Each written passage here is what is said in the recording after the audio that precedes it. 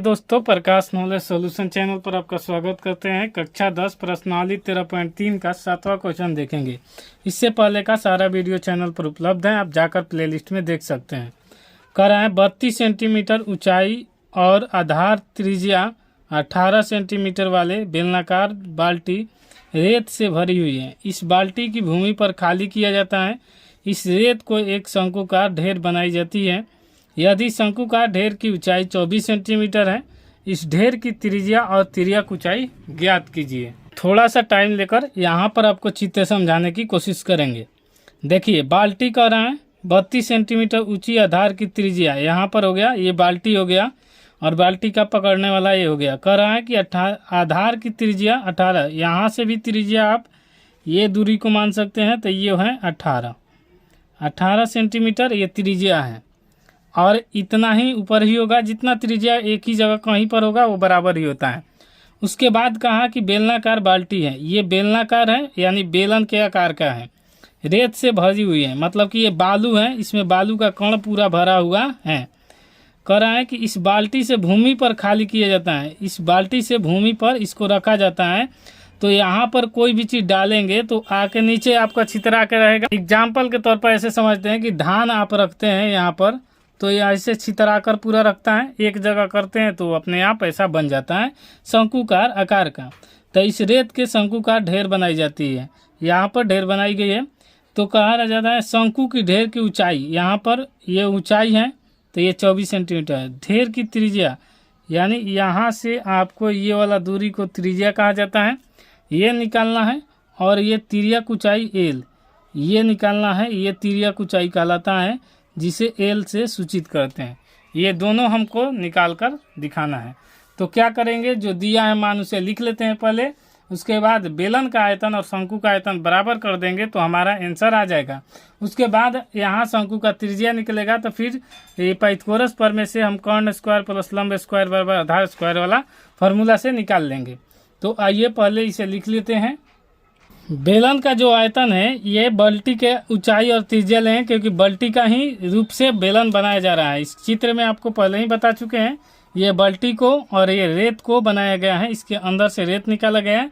तो दोनों को आयतन बराबर करेंगे तो बेलन का आयतन होता है पाई आर स्क्वायर इंच और शंकु का आयतन होता है 1/3 पाई आर स्क्वायर इंच। अब मान रख देंगे। ये डाटा आपको सब बुक में दिया है कि बाल्टी का ऊंचाई 32 सेंटीमीटर, त्रिज्या 18 और ऊंचाई ढेरी का ऊंचाई दिया है, और हमें त्रिज्या और एल यानी तिर्यक ऊंचाई निकालना है। तो देखिए, अब यहाँ पाई ज्यों का त्यों आर स्क्वायर, तो यानी 18 का स्क्वायर और गुने में हो जाएगा एच का मान हो जाएगा, एच का मान है 32, तो लिखेंगे 32। अब 1/3 पाई का मान पाई रहने देंगे, आर का मान यहाँ पर आर ही है तो इसे आर स्क्वायर, एच का मान 24 है तो ये 24 लिख लेंगे। अब देखिए, ये आर का मान हमसे पूछा है, ये सबको उस तरफ ले जाएंगे। जैसे पाई गुने 18 गुने 32 हो गया। यहीं पर समझना है कि बराबर के जब इधर से उधर जाते हैं तो चिन्ह चेंज होता है, तो नीचे वाला ऊपर और ऊपर वाला नीचे हो जाता है। तो ये 3 कहाँ है, नीचे, तो इस तरफ आ जाएगा ऊपर में, और ये ऊपर में है तो ये नीचे हो जाएगा पाई गुने 24 और बराबर में हो जाएगा आर स्क्वायर, क्योंकि हमें आर स्क्वायर का मान ही निकालना है। अब कटा दीजिए, पाई से पाई कटेगा, ये 3 से कट जाएगा 8 बार में, 8 से कटेगा 4 बार में। अब हमें वर्गमूल निकालना है। तो वर्गमूल निकालने के आपको पता है, क्या पता है कि जोड़ा का वर्गमूल निकाला जाता है। जैसे ही यहाँ पर लिखेंगे 18 गुने 18 और ये 4 को लिख सकते हैं 2 गुने 2, क्योंकि 2 दूनी 4 होता है। आई आर लिखेंगे, स्क्वायर है तो इसको चिन्ह को स्क्वायर हटाए तो इस तरफ आके अंडर रूट हो जाता है। जब अंडर रूट हुआ तो ये 2 का जोड़ा लगाता है, तो 1 18 और ये 2 का 1 लिखेंगे, तो ये हो जाएगा आर बराबर आपका 36 सेंटीमीटर। तो हमने आर का मान निकाल लिया, कितना आया 36 सेंटीमीटर। अब हमने एच का मान निकालना है।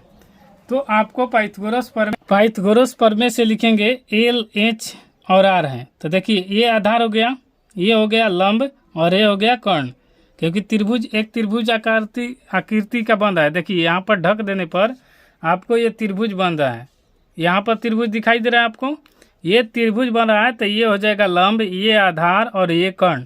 तो बस कर्ण स्क्वायर बराबर लंब स्क्वायर जोड़ आधार स्क्वायर, तो एल स्क्वायर और यहाँ पर एच स्क्वायर और यहाँ पर आर स्क्वायर। इस फॉर्मूला को हमने यहाँ पर लिख दिया।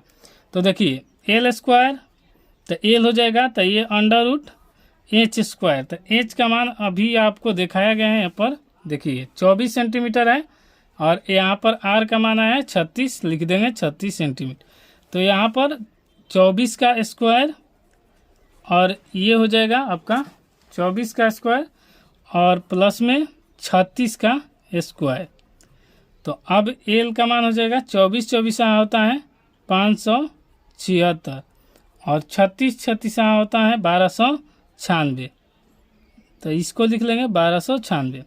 अब इनको जोड़ देंगे तो एल बराबर हो जाएगा, जोड़ने पर कितना आएगा, तो 9 6 6 12 की 2, 7 9 16 1 17 की 7, हासिल 1, 5 2 7 1 8 और ये है 1, 1872 आया।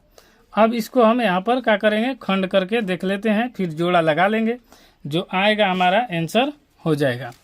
तो देखिए एक आंसर आ गया। दूसरा, अब त्रिज्या और तिर्यक ऊंचाई का हमें मान निकालना था।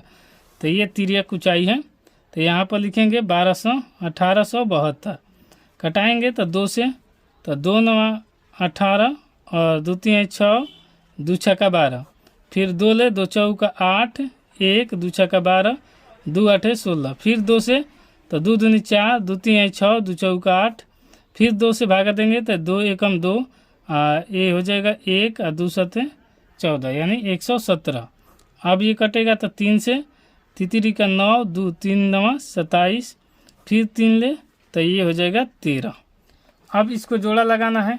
तो जोड़ा आपको लगाना आता है कि 2 का 1, फिर ये 2 का 1, फिर ये 2 का 1 और ये जो करते हैं। तो ऐसे पहले अंडर रूट में लिख लेते हैं, यहाँ पर आपको समझाने के लिए यहाँ पर लिख रहे हैं 1 2 3 4, तो 1 2 3 4, फिर 3 गुने 3 हो जाएगा, और फिर एक ये है 13, तो इसको लिखेंगे 13 हो गया।